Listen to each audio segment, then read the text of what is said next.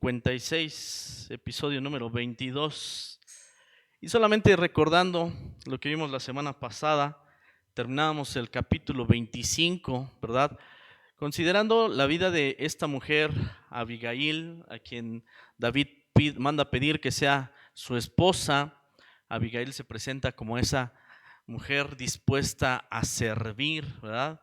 Y bueno, veíamos que David no solamente toma a Abigail, sino también otra mujer llamada Ahinoam, y de ahí habrá otras que van a ser esposas también de David. Pero bueno, diapositiva 2, por favor. El día de hoy vamos a considerar en este capítulo 26, una vez más, a un pueblo, una ciudad dentro de Israel, ¿verdad? Que son los cifeos. Vamos a hacer unos comentarios breves ahí acerca de los cifeos.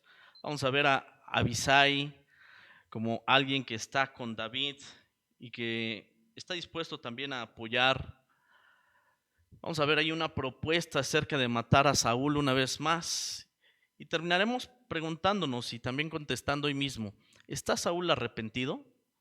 Vamos a ver eso. ¿Está Saúl arrepentido? Bien, diapositiva 3, por favor.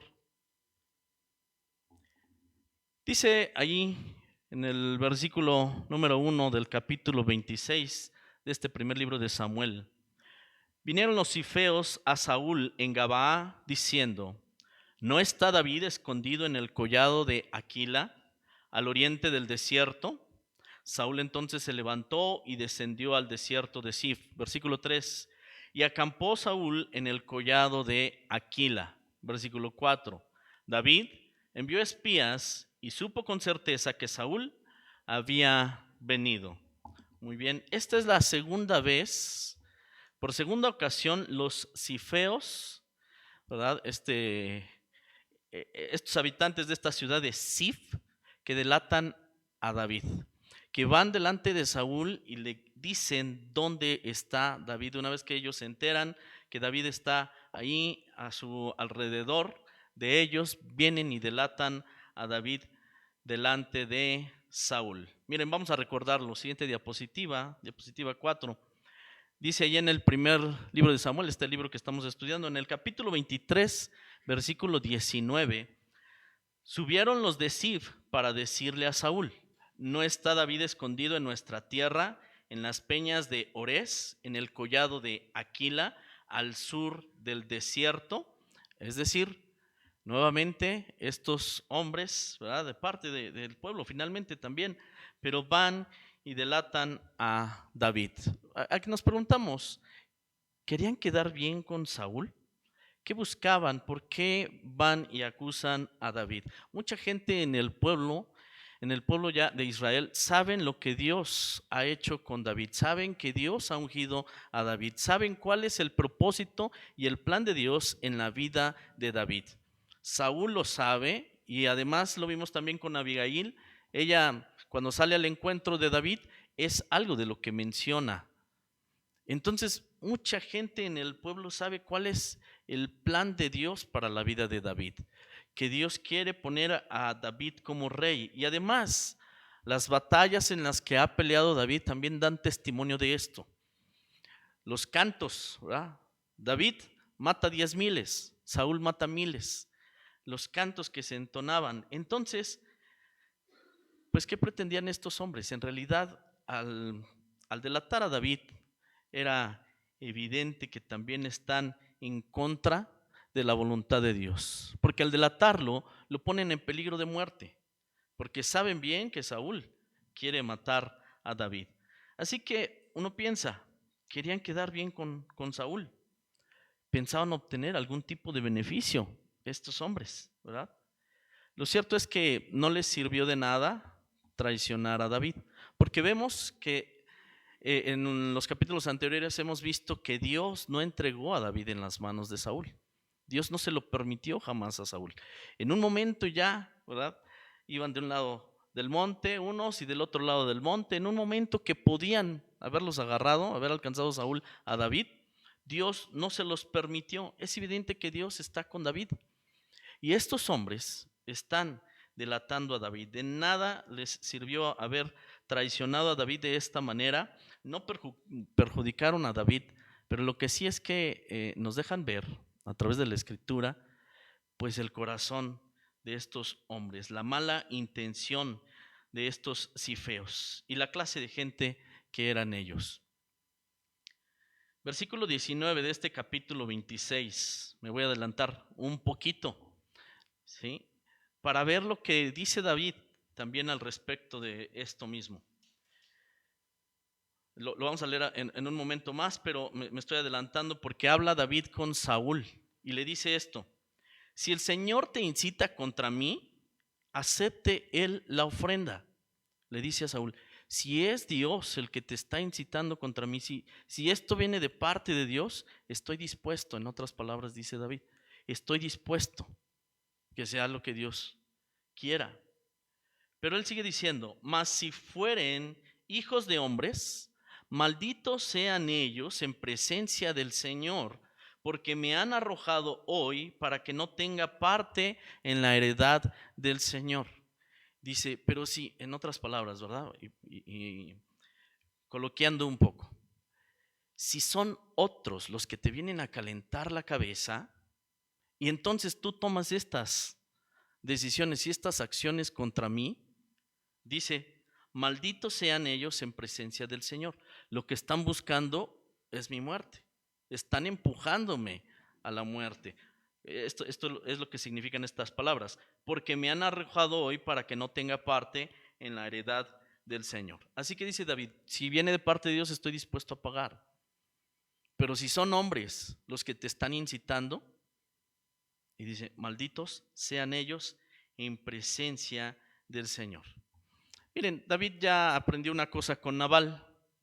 Algo que aprendió David es que deja todo en las manos de Dios y Dios es el que se va a encargar. David a estas alturas ya sabe que de Dios es la venganza. Pero él dice eso, ¿verdad? Allí en la presencia del Señor, ellos. Bien, siguiente diapositiva. Y vamos avanzando. Vamos a ver aquí a Abisai. ¿Quién es Abisai? Versículos 5 y 6. Le corté algunas partes, así que si quieren seguir aquí el texto, es mejor. Dice, David vino al sitio donde Saúl había acampado y miró el lugar donde dormían Saúl y Abner, hijo de Ner, general de su ejército. Saúl estaba durmiendo en el campamento y el pueblo estaba acampando alrededor de él. Entonces David dijo a Ahimelech Eteo y a Abisai, hijo de Sarbia, hermano de Joab, ¿quién descenderá conmigo a Saúl en el campamento? Y dijo Abisai, yo descenderé contigo. Bueno, ya sabía David, ¿verdad? Que estaban allí en el campamento, estaban cercanos y tiene un plan David. No lo revela en ese momento, pero él tiene un plan. Y dice, ¿quién va conmigo al campamento? David, espérate, ¿te das cuenta de lo que estás diciendo? Lo que significa ir al campamento. Saúl te quiere matar.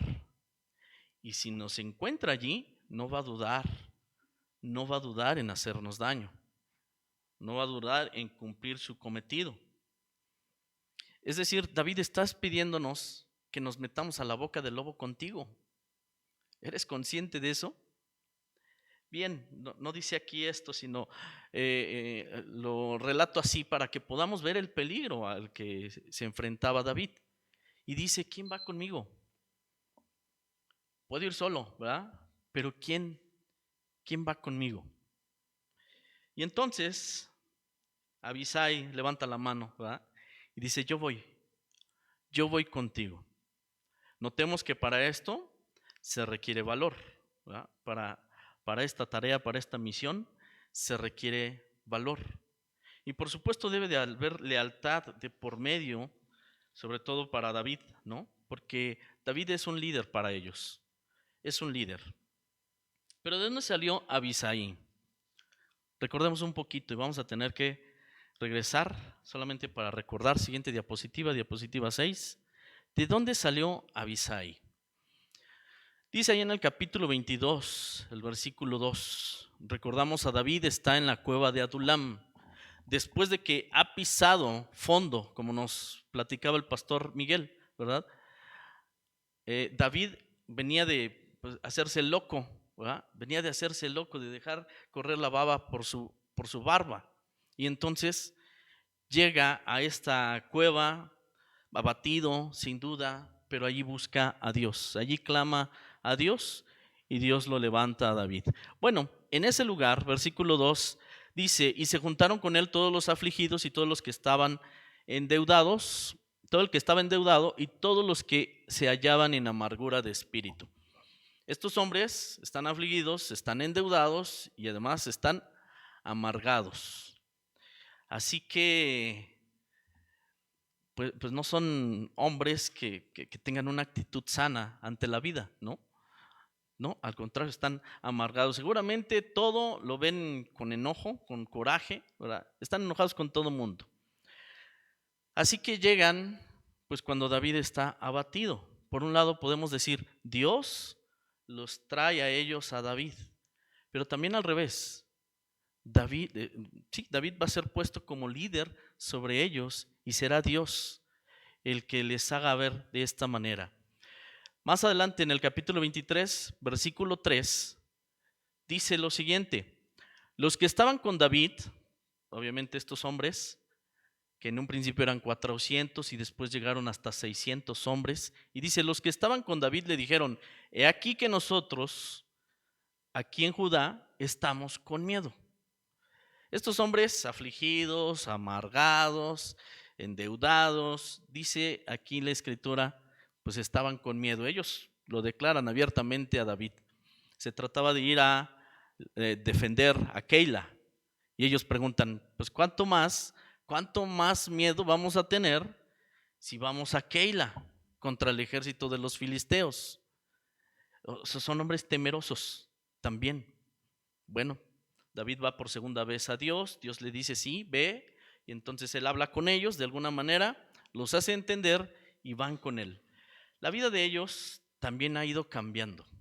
David ha sido puesto como líder de ellos. Así como David está creciendo y está madurando también, que ha sido instruido de parte de Dios y a través de las experiencias que él ha tenido, ha sido pues también aquellos hombres. Siguiente diapositiva. Así que cambiaron aquellos hombres su manera de pensar y de ver las cosas, o por lo menos en ese proceso están, por lo menos allí, ¿sí? Están en ese asunto. Dice Jeremías capítulo 15, versículo 19, conviértanse ellos a ti y tú no te conviertas a ellos. Como que queda muy bien en David, ¿verdad? Que ellos más bien aprendan de ti y no al revés. No sigas tú sus malos consejos. Allí en el Salmo 1, ¿verdad? Representa muy bien el escuchar el consejo de los malos o no escucharlo. Y entonces aquí dice que ellos se conviertan a ti y no tú a ellos. Mateo 5:14 dice el Señor Jesús, ¿verdad? Ustedes son la luz del mundo. Así que estos hombres están aprendiendo también de David, también están creciendo, también van a ir madurando en muchos aspectos. Más adelante serán llamados valientes. Aquí los vemos todos temerosos, pero más adelante serán llamados valientes. Y vamos a ver más adelante también a Abisai realizando acciones importantes, acciones valerosas. Se va a requerir valor. Bueno, el asunto es que va Abisai con David. Vamos a la diapositiva 8, por favor. Va al campamento y dice el versículo 7. David y Abisai fueron de noche al ejército y Saúl estaba durmiendo en el campamento y su lanza clavada en tierra a su cabecera. Y Abner y el ejército estaban alrededor de él. Abisai dijo a David, hoy ha entregado Dios a tu enemigo en tu mano. Déjame que le hiera con la lanza y yo enclavaré en la tierra de un golpe. Y lo enclavaré en la tierra de un golpe y no le daré segundo golpe. Mira, aquí está otra vez. Pero ¿sabes qué, David? No te manches tú las manos. No te preocupes. para eso vine contigo, déjamelo a mí, yo lo mato, mira, de una lo mato, no se vuelve a levantar, de veras, ¿no? ¿Se imaginen? Hay cosas que todavía aprenderá Abisai, ¿verdad? Pensaba yo, ¿es posible que hasta aceptara venir con David? Es posible, ¿verdad? Que aceptara venir con David pensando en la oportunidad de vengarse de Saúl, pensando en esto, en la oportunidad de matar a Saúl. No lo dice la Biblia, solo lo pienso yo. Es posible que por esa razón estuvo con David. Pero por eso leíamos esos pasajes. Espérate, que se conviertan ellos a ti y no tú a ellos. Tú eres luz, tú haz las cosas diferente, tú actúa de manera diferente. Por segunda vez, vamos a ver a David, siguiente diapositiva, vamos a ver a David que sabe lo que tiene que hacer. Es cierto que hemos visto a David equivocándose en varias cosas, pero en lo que tiene que ver con la autoridad y sobre todo lo que tiene que ver con Saúl, David sabe muy bien qué es lo que tiene que hacer. Dice el versículo 9: y David respondió a Abisai: no le mates, porque ¿quién extenderá su mano contra el ungido del Señor y será inocente? No se deja llevar David por la propuesta. Es la segunda vez que le insinúan esto, que le proponen esto, ¿verdad? ¿Se acuerdan que en Engadi ya sucedió? Donde cortó una parte de la capa de Saúl y después se la mostró y le dijo: mira, Dios te puso en mis manos y no te hice daño. Es la segunda vez que esto sucede. Entonces dice el versículo 10: vive el Señor, que si Dios no le hiriere, o su día llegue para que muera, o descendiendo en batalla perezca, que me guarde el Señor de extender mi mano contra el ungido de Dios. Pero toma ahora la lanza que está a su cabecera y la vasija de agua, y vámonos. Las palabras que le dice David tienen mucha lógica para Abisai, o por lo menos lo hacen detenerse, lo hacen reflexionar. Las intenciones son reales y ahorita David lo va a confirmar. Las intenciones de matar a Saúl son reales, pero David lo detiene con este razonamiento y le dice: mira, te lo voy a explicar, ¿no? Porque es la segunda vez que sucede. La forma en la que deba de morir el rey puede ser porque Dios lo hiere, ¿verdad? Y él muere, porque él llegó al final de sus días, puede ser por vejez, ¿no? O bien porque muere en batalla. Pero no habrá una cuarta en la que yo me vea involucrado y sea yo el que mate a Saúl. Eso no va a suceder. Prácticamente le está diciendo esto David a Abisai. Y Abisai entiende, evidentemente, que respeta a David, porque no hace más. Tampoco dice aquí la Biblia que haya forcejeado contra David y porque sí lo quería hacer. No, él entendió. Decíamos, ¿verdad? Todavía hay cosas que es necesario aprender. Y por supuesto que a lo mejor vieron a David equivocándose en otras cosas, pero hay otras situaciones como esta en la que ven claramente que es Dios el que está conduciendo a David en las decisiones que está tomando. Así que en esto, pues ya no hace nada Abisai, simplemente está con David y se sujeta a lo que está diciendo David. Insisto en esto, que David ya aprendió que la venganza no es para aplicarla a él por su propia mano, sino la venganza es de parte de Dios. Así que por eso está tranquilo de no hacer nada. Él solamente está buscando los elementos para detener a Saúl, que ya no lo siga persiguiendo. ¿Cuáles son los elementos? Ahora va por la lanza y por la vasija de agua. Se las va a llevar como evidencia de que otra vez Dios lo ha puesto en sus manos y que David no lo mató. Así que por esta razón, por la conducta en la que se mantiene David sí es una influencia para aquellos hombres con los que él está caminando. Habrá mucho más que considerar acerca de estos hombres y de la influencia de David. Pero ciertamente vieron a un David que también creció, y ellos juntamente con él. Siguiente diapositiva, versículo 12 dice: se llevó David la lanza y la vasija de agua de la cabecera de Saúl.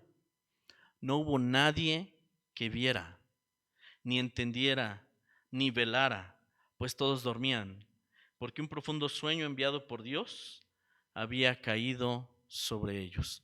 Nadie se dio cuenta, y Dios estaba respaldando a David en esta acción que él decidió tomar, que nos parece peligrosa, y la describía yo como haber ido a la boca del lobo, ¿no? Pero Dios lo estaba respaldando. ¿Por qué no despertaron todos estos hombres que estaban con él? Estaba Saúl, cerca de Saúl estaba el general Abner, ¿verdad? Su mano derecha en cuanto a guerra, ¿verdad? Estaba con él y nadie se dio cuenta. Dios los había hecho caer en un sueño profundo. Por eso David pudo acercarse de esta manera y tomar nuevamente la lanza y tomar ahora aquella vasija. Siguiente diapositiva, versículos 13 y 14. Y aquí nos preguntamos, ¿verdad? Llegamos a este punto. ¿Está arrepentido Saúl? ¿Saúl está arrepentido? Vamos a ver lo que dice. Versículo 13. Pasó David al lado opuesto y se puso en la cumbre del monte a lo lejos, habiendo gran distancia entre ellos. Y dio voces David al pueblo y a Abner, hijo de Ner, diciendo: ¿no respondes, Abner? Entonces Abner respondió y dijo: ¿quién eres tú que gritas al rey? Siguiente diapositiva, versículo 15. Y dijo David a Abner: ¿quién hay como tú en Israel? ¿Por qué no has guardado al rey tu señor? Uno del pueblo ha entrado a matar al rey. Esto que has hecho no está bien. Vive el Señor, que son dignos de muerte, porque no han guardado a su señor, al ungido de Dios. ¿Dónde está la lanza del rey y la vasija de agua que estaba a su cabecera? Y entonces, desde lejos, ¿verdad? Está gritando, dice que se alejó, se puso en un lugar seguro y desde lo lejos puede gritar. Pues evidentemente entre los montes también corre el eco, corre la voz, entonces por eso hay la oportunidad de que escuchen. Y algo le dice, ¿verdad? Avisa, Abner, tú eres el general, no hay otro hombre como tú en Israel. Tú eres el general del ejército. Eres, como quien dice, el guardaespaldas de Saúl. Tu responsabilidad es proteger a Saúl, al rey. Esa es tu tarea, proteger al rey. Y le dice, ¿verdad? Es interesante. Esto que has hecho no está bien. Lo que tú has hecho de descuidarte no está bien. No está bien. No guardas la vida del rey, de Saúl. Fíjense lo que le reclama David a Abner. Saúl lo viene persiguiendo a David, Saúl lo quiere matar a David, y David todavía cuida la vida de Saúl, no solamente lo defiende de Abisai, que tiene intenciones de matarlo, sino también a Abner lo hace reflexionar y le dice: no estás haciendo bien tu tarea, haces mal en esto, ¿sí? Dice, y entonces acusa a todos, ¿verdad? Todos los que están con el rey, son dignos de muerte porque no han guardado la vida del ungido de Dios. Bueno, y si crees que nada más estoy alardeando, contéstame, ¿dónde está la lanza y dónde está la vasija que estaban allí en la cabecera del rey? Pues Abner, yo creo que va a buscar, no va a encontrar nada, ¿verdad? No va a encontrar nada. No miente David al decir que había entrado uno al campamento que iba a matar a Saúl. No miente David porque venía Abisai con él, que sí tenía intenciones de matarlo. Y entonces lo detuvo David. Bien. Diapositiva 13, por favor. Y dice el versículo 17. Y Saúl dijo: ¿no es esta tu voz, hijo mío? ¿Cómo? O sea, pensemos en Saúl un poquito y vámonos hacia atrás. ¿No es esta tu voz, hijo mío? ¿Hijo mío? ¿Quién le cree cuando dice hijo mío? Sí es cierto, pues a lo mejor le puede decir hijo porque es su yerno, o fue, ya le quitó a Mical, su esposa, lo vimos la semana pasada. Podría ser que por eso le dice hijo mío, pero no parece que por todo lo demás le haya dicho hijo mío, no parece tener la actitud de un suegro, ¿no? Dice, o a lo mejor sí, en algunos casos. Dice el versículo 17, sigo leyendo. Y David respondió, mi voz es, Rey, Señor mío. Versículo 18. ¿Por qué persigue así mi señor a su siervo? ¿Qué he hecho? ¿Y qué mal hay en mi mano? Ruego que el rey, mi señor, oiga las palabras de su siervo. Si Dios te incita contra mí, acepte él la ofrenda. Mas si fueren hijos de hombres, malditos sean ellos en presencia de Dios, porque me han arrojado hoy para que no tenga parte en la heredad del Señor, diciendo, ve y sirve a dioses ajenos.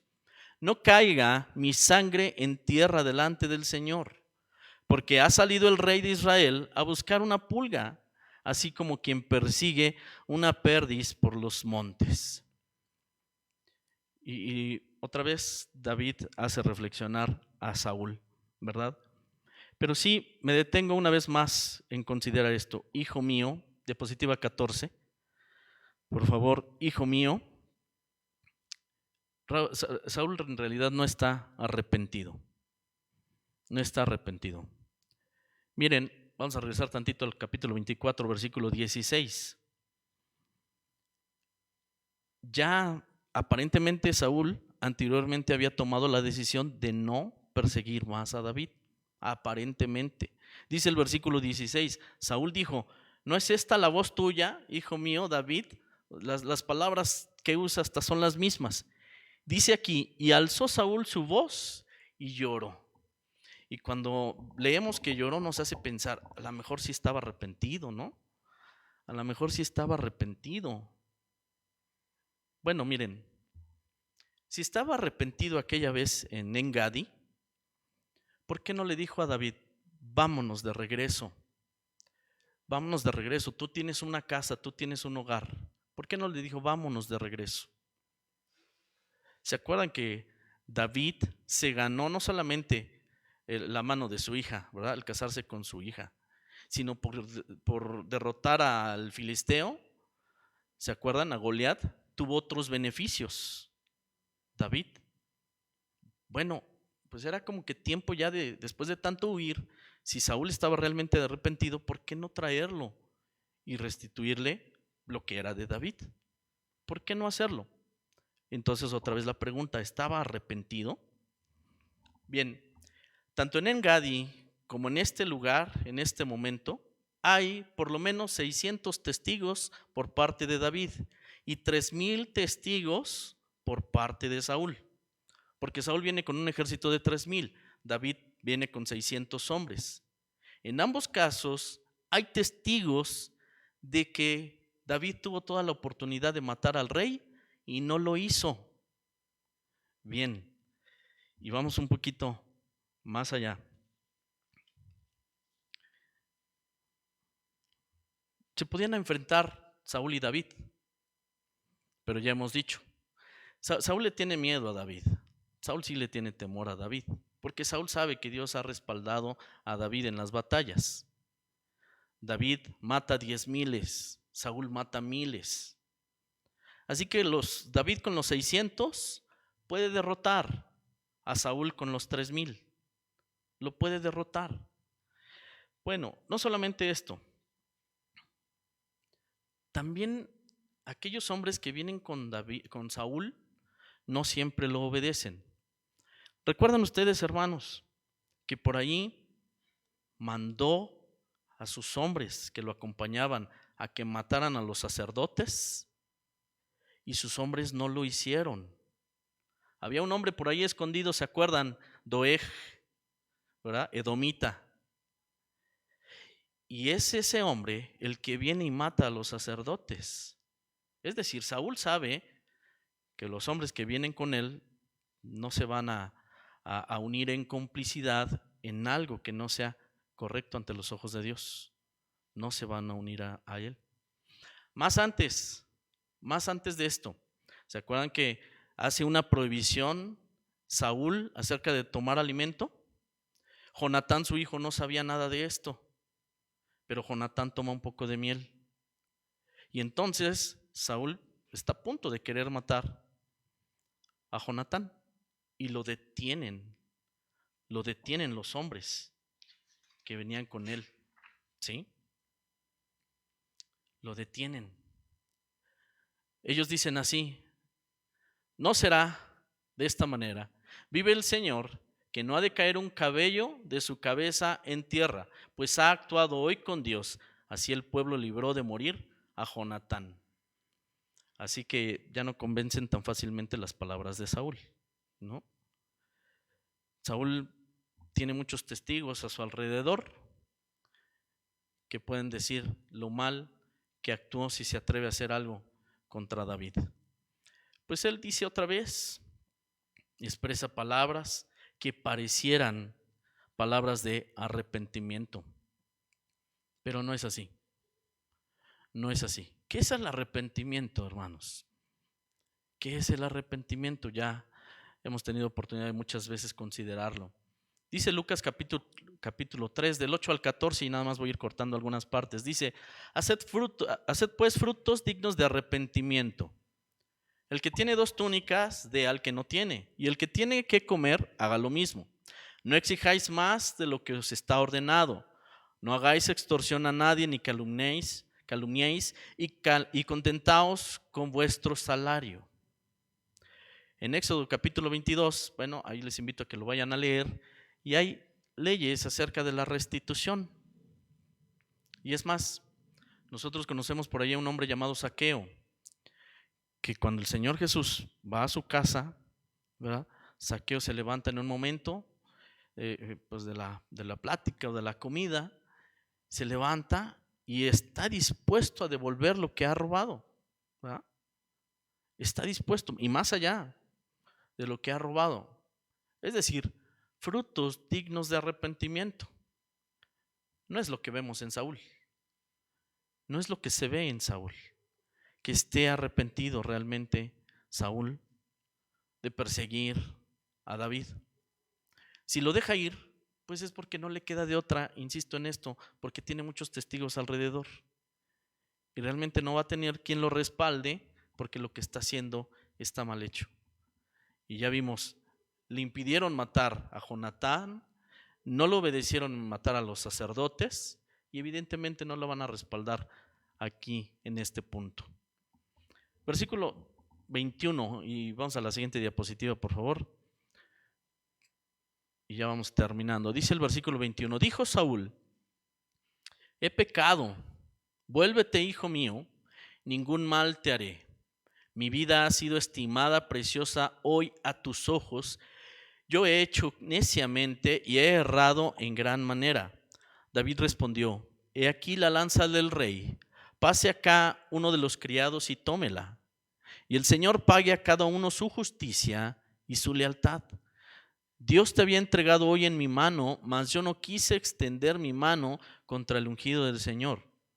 Como tu vida ha sido estimada preciosa hoy a mis ojos, así sea mi vida a los ojos del Señor, y me libre de toda aflicción. Y Saúl dijo: bendito eres tú, hijo mío David, sin duda emprenderás tú cosas grandes y prevalecerás. Entonces David se fue por su camino y Saúl se volvió a su lugar.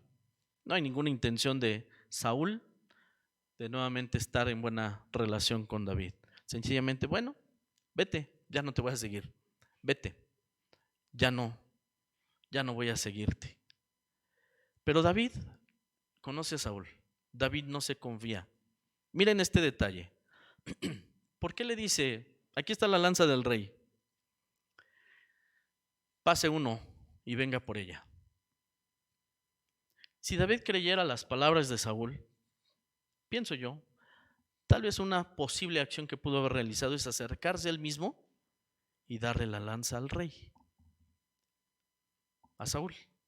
¿Por qué decide no hacerlo? Le dice que venga, que pase uno, ¿no?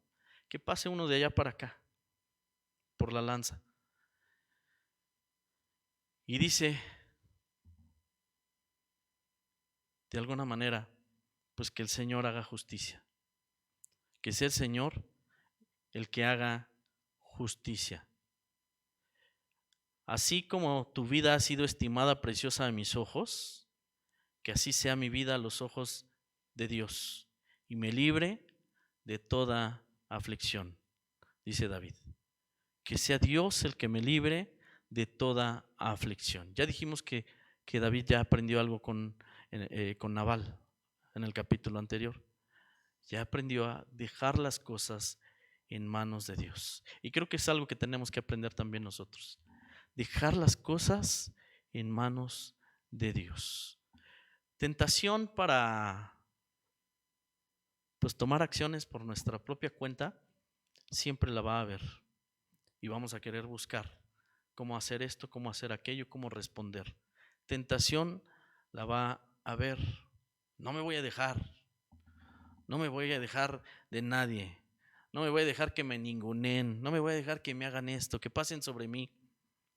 Bueno, David en este momento ya entendió y dice que sea el Señor, que sea Dios, ¿verdad? Todo lo deja en este momento ya en manos de Dios. Dice Saúl algo cierto en este punto. Bendito eres tú. Le da una bendición y le dice, vas a emprender cosas grandes y vas a prevalecer. Una cosa cierta, dijo Saúl a David. Pero ya de aquí al final de la vida de Saúl no falta mucho, ¿verdad? Ya no falta mucho. Viene el final de sus días y viene el cumplimiento de lo que decía David. Por alguna de las tres formas posibles va a morir. Una de ellas es que en una batalla él pierda la vida. Pero no va a ser por mí, dice David. No soy yo el que va a levantar su mano. Así que bueno, insisto en esto. David tiene confianza en Dios. David sabe que es Dios, ¿verdad?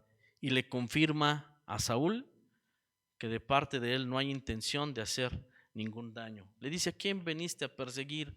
A una pulga. Y no porque David no pueda responder, porque vaya que podría, pero sencillamente David ha tomado esa decisión.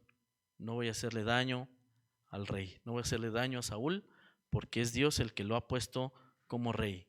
Y será Dios el mismo que se encargue de quitarlo a su debido momento.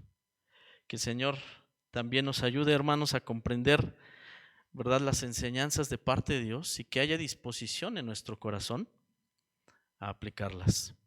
A pesar de que la tentación nos lleve en muchas ocasiones en sentido contrario. Que haya el pensamiento de no obedecer a Dios. Dejo este lugar. Dios les bendiga.